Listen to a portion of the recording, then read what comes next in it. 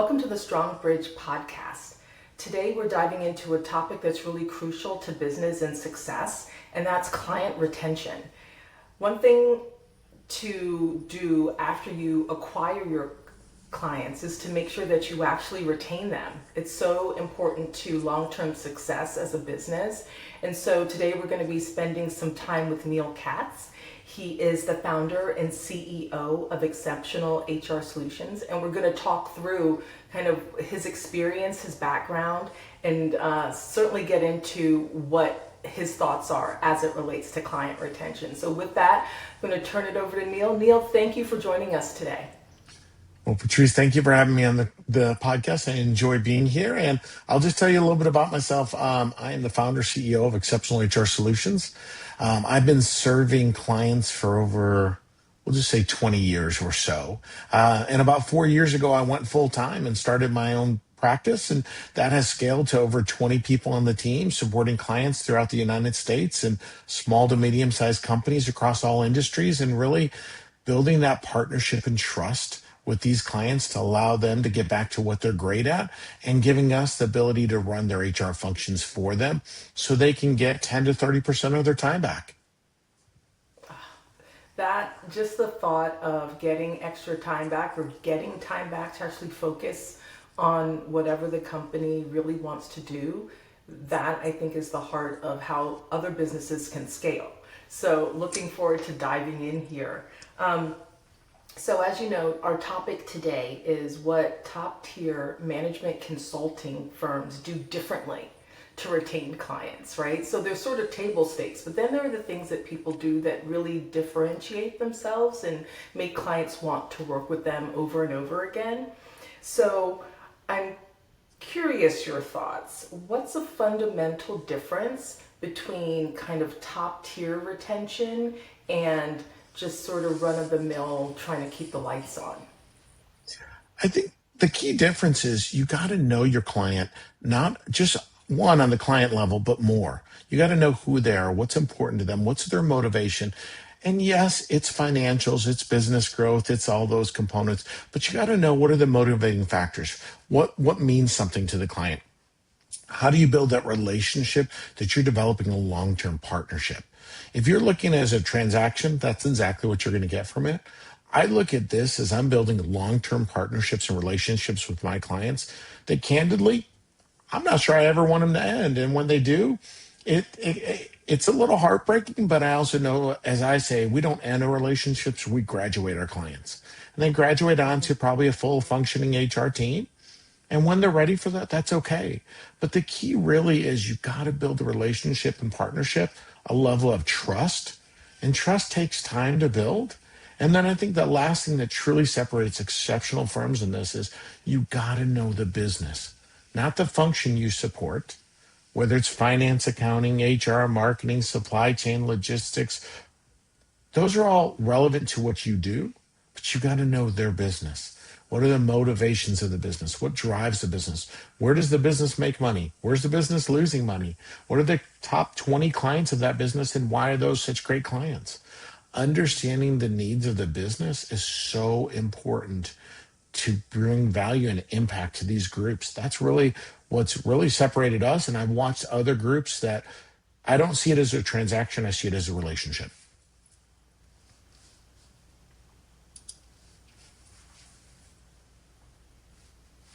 So, Neil, question for you, because it seems like you've talked a bit about trust and building relationship. And part of that comes in just the initial meeting. So how do you go about, or what are your ideas for first finding and engaging clients that leads to building that trust and engagement? Trust is earned. So meeting somebody in the street and saying, do you trust me? Can I do business with you? Your chances are probably 1% or less. Trust really comes from me and our clients from our referral network. And that's where we've seen the greatest connection, where if somebody you call and say, Bob, I need you to talk to Neil because Neil can help you with HR.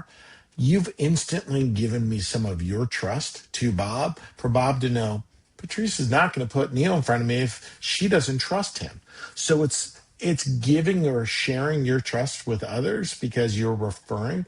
So the referral network's an amazing component in building that partnership and relationship initially. The other thing is listen. I can tell you every meeting I do with a potential client, I listen, I listen, I listen. And when I miss it, and we do, we're human. I had one recently where I heard the client's needs, I listened, but I really failed to miss one component of what they were saying. And because of that, I potentially lost that client. But again, we learn, we listen, and we analyze to find solutions to really understand what they're saying and not just the words, but what they're not saying as well.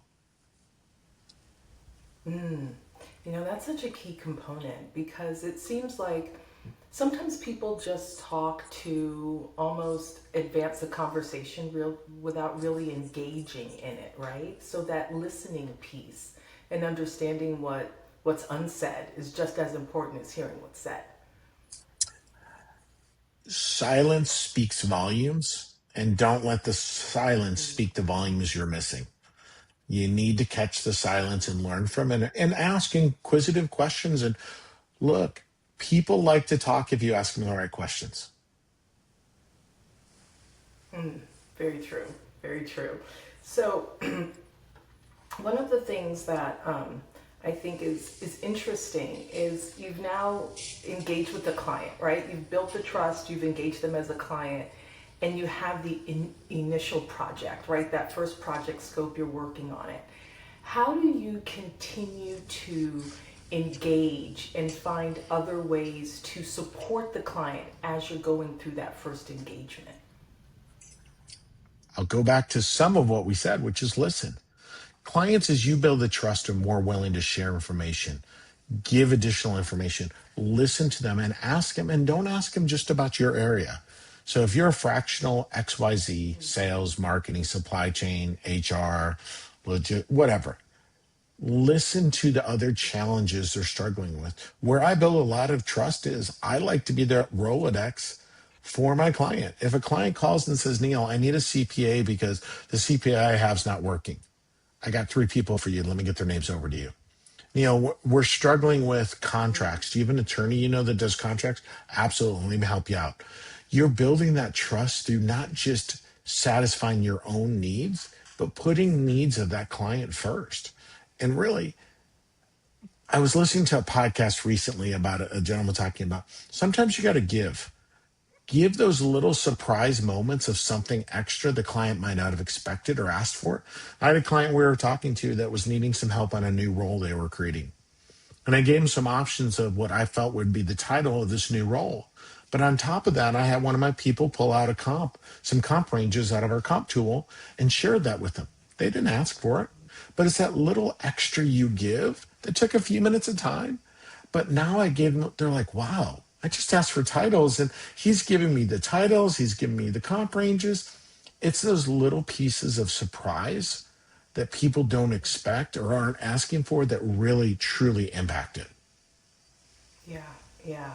Um, I kind of want to flip that over a bit and get your take on this. So, how do Sure. you deal with client expectations where they're beyond kind of what's been agreed upon? How do you deal with that and retain the client? Because sometimes the expectations don't match. The key, great question, happens all the time. The key is Yeah. building a really good statement of work, clarifying that, and then find a solution. Because the reality is this clients are always going to push the boundaries of expectations. It's just what clients do. We need to know that. And part of it is you build it into your processes, your plans, your proposals. I built a bit of cushion in my proposal for that reason because I know there's going to be times. And when it's beyond, pers- I like to do this. I say, look, you want A, B, C, and that's what we've agreed to, but you need D, E, and F. Mm. I know you need it. You'd like it to fall in A, B, C. It's not going to. But let me give you three options to choose from. So, one of the things I'm a huge fan of is choice. Allow the person, the client, to have choices. Choice A, we can complete A, B, and C. Choice B, we can add D, E, maybe not F, and we could do it for this. And you know what? Because you're a client, I'm going to give you special pricing on these additional items because we didn't think they were initially in scope. come up with some creative solutions that allow the client to have the decision making instead of saying, that's outside of scope, we don't do that. You do that too many times, you won't have clients to worry about. Yeah, what I'm hearing from you is that it all goes back to partnership, right? And it's not transactional. It's how can you help the client really understand where they are currently and what it takes to go to the next step and be there as a support. Exactly, because here's the thing. So you might make an extra $500. At what cost? I'd rather sacrifice $200 or $500 to have a client for a year than dispute and debate over a few dollars. It's not worth it. And if you are consistently that way, goodness will come to you. It might not come when you want it or when you expect it or when you think about it, but it will come to you. And I always will try to do what's right. Look, I had a client that we disagreed about something. I got her on the phone. We talked through, and I said, "Look, I'm going to fix this. It was my mistake. We fix it. And I take full accountability." Candidly, I hope and I believe we'll retain that client for a long period of time because first, I owned it. Second, we're human. Third, do what's right, even if it costs you money initially, because candidly, I'll wind up, I'm hoping and retaining this client for years to come.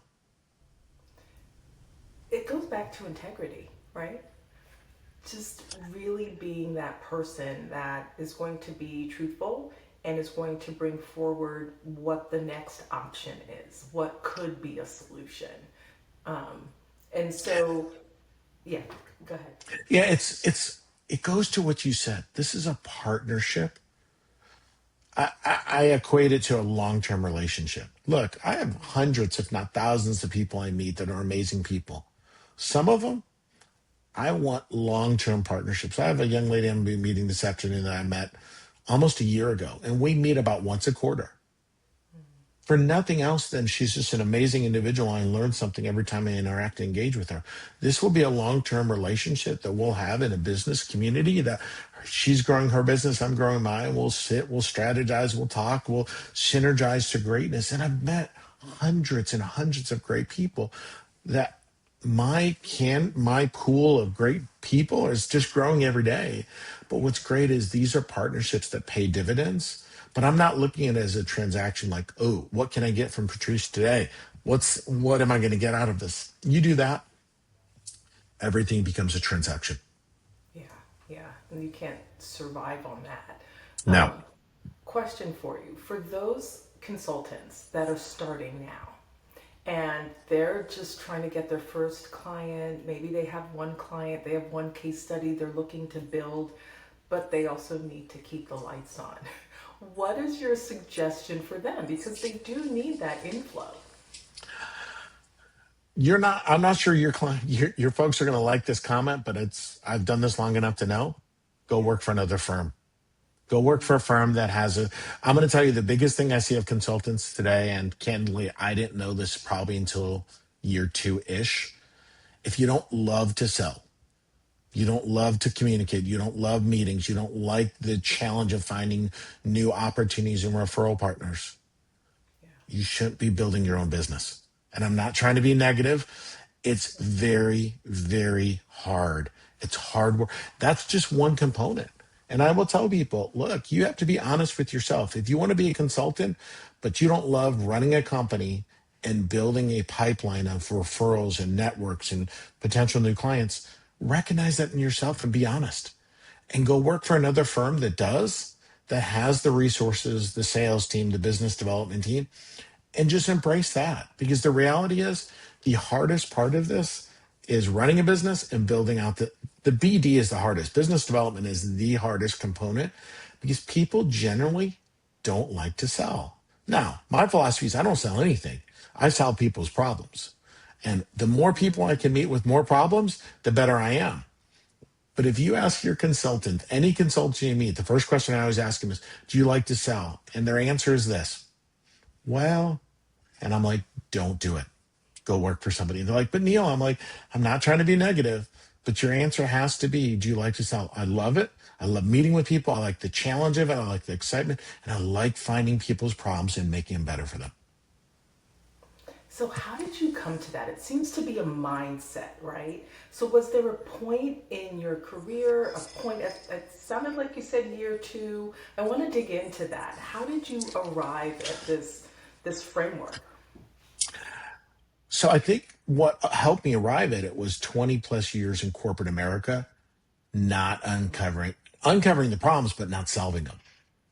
And I was tired of working for corporations where I knew what we could do to solve these problems and make things better. And for whatever reason, this isn't a knock on any of the companies I've ever worked for. It's corporate structure. Corporations aren't known to find solutions and things that help their companies.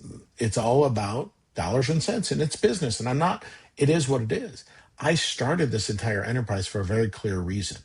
And the reason was I wanted to make a difference and help clients and make a difference for them. So for me, the epiphany came for me was I found an opportunity where I can go help people that want the help, that need the help, and I get to go make a difference in what I love doing and helping them.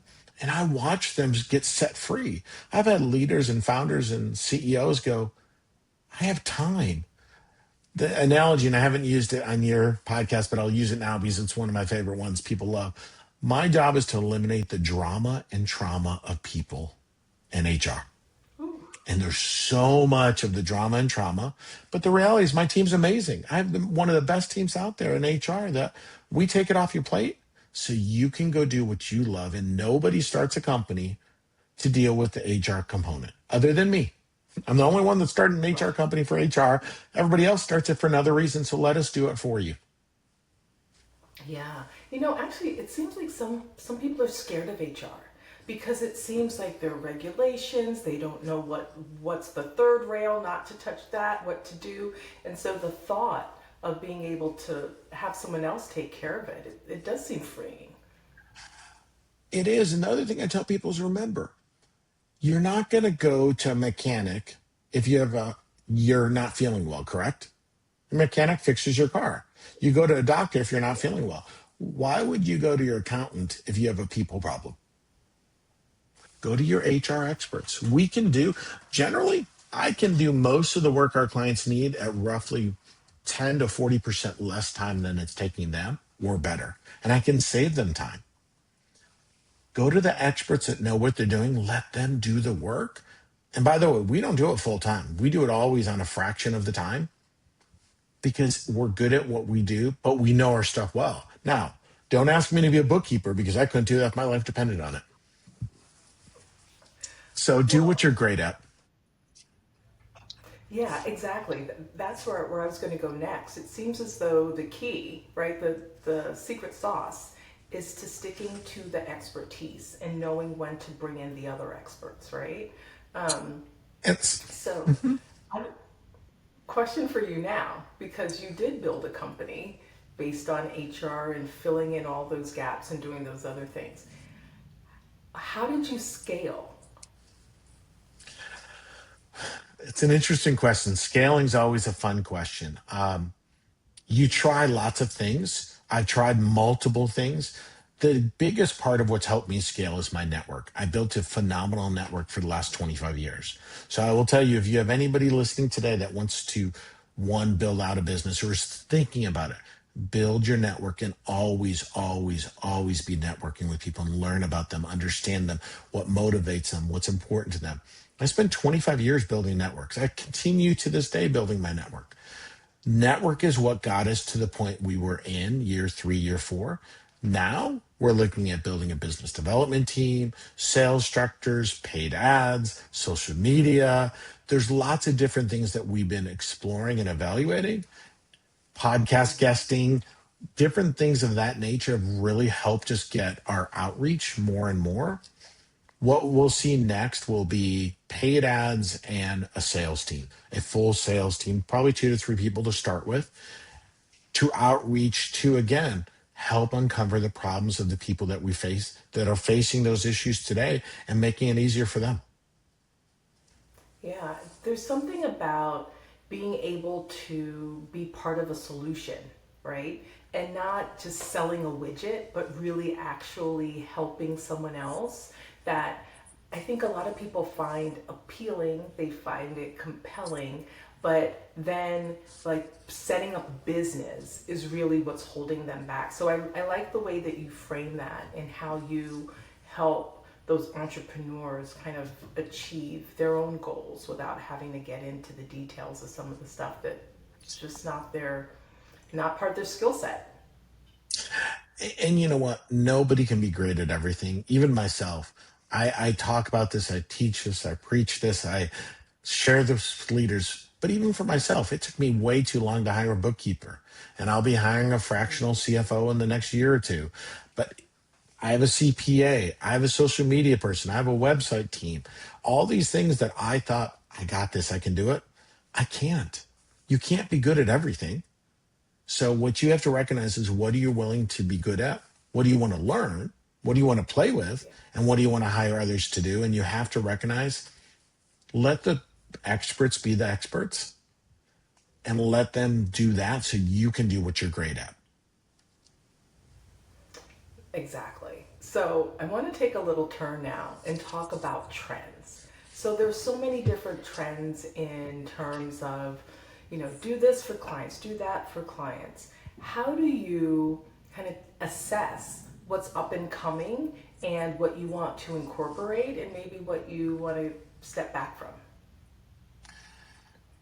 I think for me is I'm not a big trend guy in the sense that if you follow the trends, you're reacting to what's out in the market. I'd rather be on the cutting edge of trends. So the things we know that are going to be here, AI.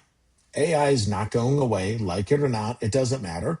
It matters that it's going to be here. It is part of our future. It's just like the joke I always make is if you remember the day of the internet when we said we will never put our credit cards into a computer and store them because, oh my God, they're going to be stolen. So my question is, how many of your listeners Yeah. today would buy anything online if they had to put their credit card in? Like, oh, I don't want to do this. We evolve, but remember, we're creatures that don't like to change. So what I say is find the way to bring in trends that bring value to make things better, easier, more efficient, or more engaging. AI is that tool. Is AI going to replace jobs? Sure, it will. But the reality is it's also going to create as many jobs as well.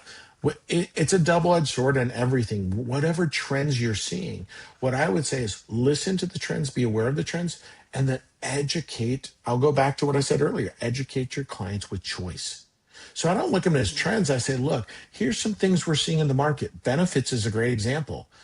Everybody knows it's your PPO providers. It's the same 4 or 5 major companies that have offered benefits for the last 40 years. Now you're starting to see trends in the last couple of years of some new programs, new offerings, unique, unique designs for benefits offerings.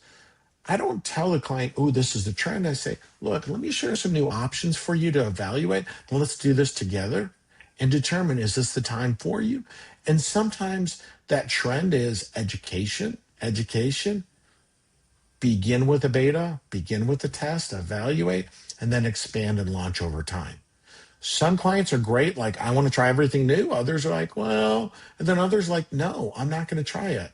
The other thing is find the champions that like change, that want to embrace some new technologies, new solutions, new exciting things, because those are the people you can win with. But if you're trying to find somebody that's doesn't like change, doesn't want to evolve, and has been doing the same thing for 30 years, why do you think you're going to be able to change them? You're not. Don't sell them the trend. Send it to somebody else on the team that likes that. It's so interesting because you did mention AI, and it seems that some folks are scared of it, and some folks absolutely want to embrace it. But I really liked your framing. So it may take some jobs, but it's also going to create jobs. And so the thought of like looking at the whole picture and not narrowing on some of the doom scroll is, I really appreciate that. Well, Patrice, I'll ask you this question. I love asking people this question. What would you do if I told you you cannot use the internet? Oh You boy. can't, right. Yeah. You can't exist without it. But look, anytime new cutting edge technology is coming out, probably 95% of the Humans are like, no, what is this? They're spying on me. I'm wearing the new Meta glasses. People are like, oh my gosh, what's it like? Is it cool? I love it. Is it perfect? No.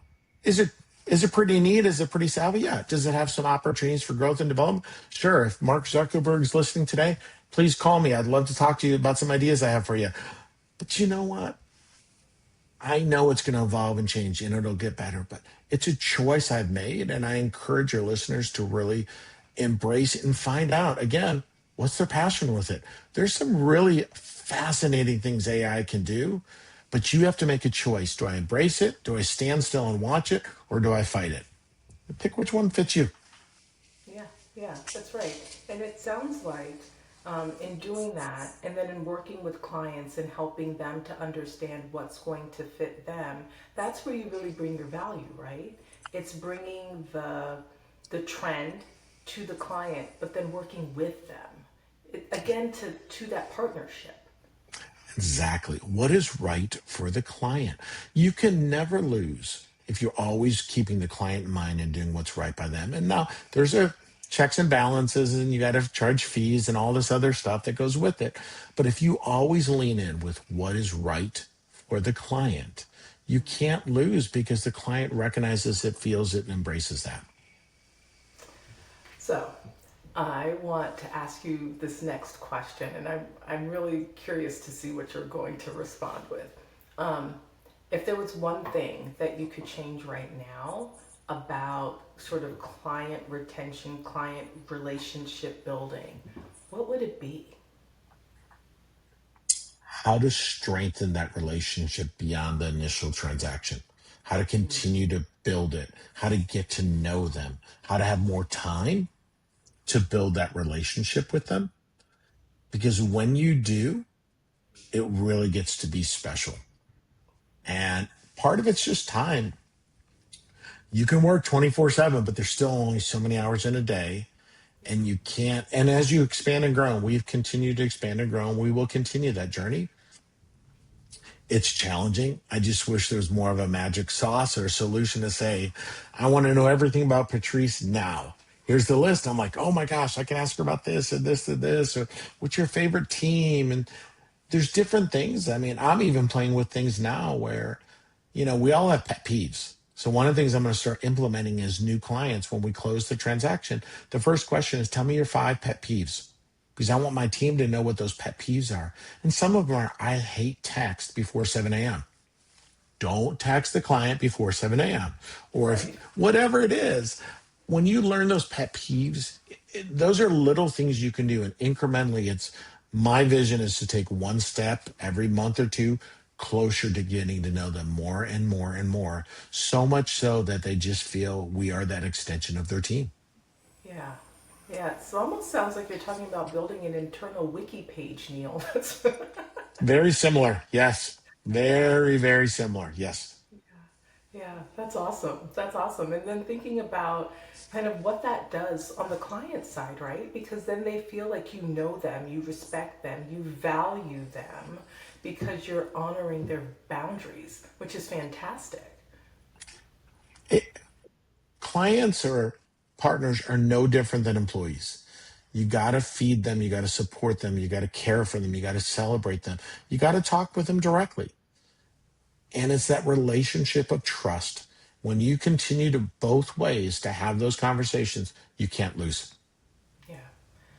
Well, Neil, you have shared so many gems. A key takeaway I have, though, is that kind of what you said at the top, like you've remained true to everything you've said, is that it's about trust, it's about relationship, and it's about honoring the client and where they are and where they need to go and being part of that growth process. So, client retention, with all the tricks and the trends, that's really what it comes down to.